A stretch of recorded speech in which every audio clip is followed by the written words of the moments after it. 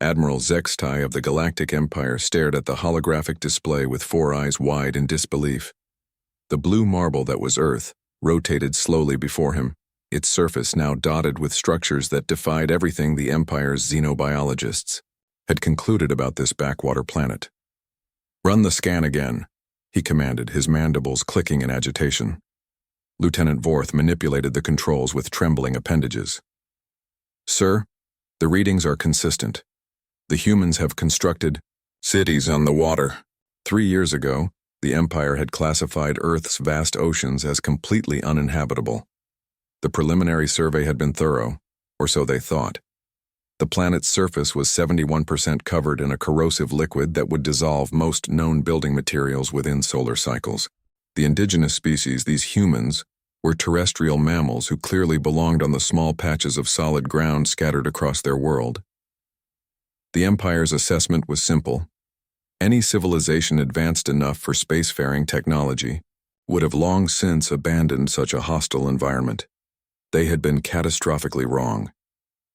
"Magnify Sector 77 Alpha," Zextai ordered, leaning forward in his command throne. The hologram zoomed in on what had once been empty ocean. Now a sprawling metropolis floated on the surface, its gleaming spires reaching toward the sky like metallic coral. Massive structures extended deep beneath the waves, their bioluminescent, panels visible even from orbit. Transportation tubes snaked between floating districts, while what appeared to be submarine vessels moved like schools of mechanical fish through the water. "How many inhabitants?" the Admiral asked, though he dreaded the answer. "Conservative estimate, 12 million in this city alone, sir. We've identified 47 similar settlements across their oceans." Zextai's tail lashed behind him. The Empire had ignored Earth precisely because they believed humans were confined to their tiny landmasses. The strategic implications were staggering. They had dismissed a species that had not only adapted to their planet's most challenging environment, but had thrived in it. "Sir," Vorth continued, his voice barely above a whisper, "the deep ocean installations, they appear to be mining operations. They're extracting resources from their seabed that we didn't even know existed." The Admiral pulled up Earth's original survey report.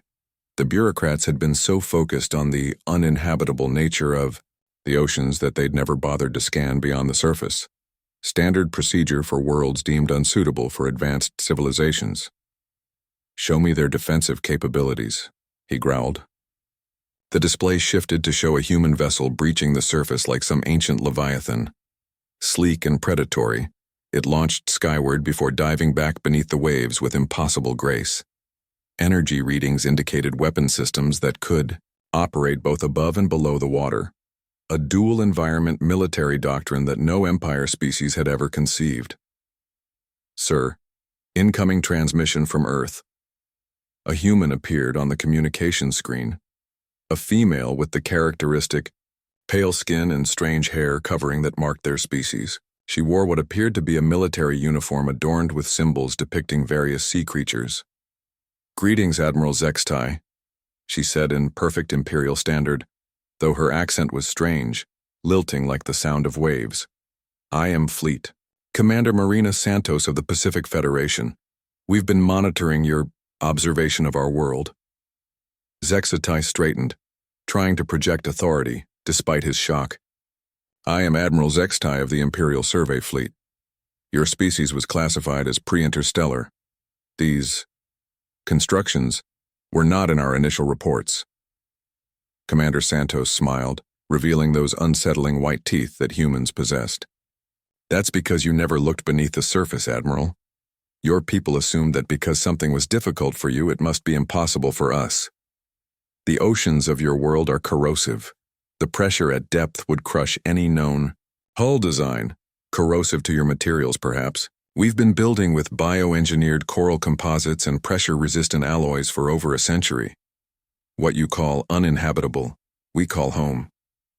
She gestured behind her, and the camera panned to show vast underwater gardens where humans moved freely in some form of breathing apparatus, tending to what appeared to be domesticated sea life.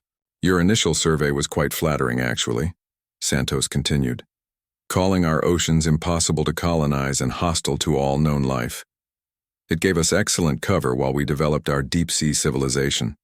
We've had orbital monitoring, stations tracking Imperial ships for decades hidden beneath the waves. The implications hit Zextai like a plasma bolt. You've been watching us. Every survey ship, every scout vessel that passed through this system. We knew you'd dismissed us as primitives trapped on tiny islands. Meanwhile, we were building cities and environments that would kill your people in seconds, developing technologies your empire never imagined, and preparing for the day you might return with less peaceful intentions. Forth leaned close to the Admiral's earhole. Sir, thermal scans indicate massive underwater industrial complexes. Their manufacturing capacity may exceed core Imperial worlds. Commander Santos nodded as if she'd heard the whispered report. We've been busy, Admiral. While your empire conquered worlds with breathable atmospheres and solid ground, we learned to thrive in the abyss. We've colonized ocean floors, volcanic vents, and ice-covered seas that would freeze your hemolymph solid. What do you want? Zextai asked, his voice hoarse. Recognition, trade agreements, and a formal apology for classifying 71% of our planet as worthless wasteland. Her smile widened. We've built a civilization in what you called uninhabitable. We've made the impossible our everyday reality. The Admiral looked at his display again, watching human vessels emerge from the depths with the grace of creatures born to the water. The Empire had missed perhaps the greatest aquatic civilization in the galaxy, because they couldn't imagine anyone choosing to live where they themselves could not. It seems, he said slowly, that the Empire needs to revise its definition of uninhabitable. Commander Santos laughed, a sound like bubbling water. Admiral, you have no idea what humans consider uninhabitable. This is just our home. Wait until you see what we've built in the places you'd call impossible.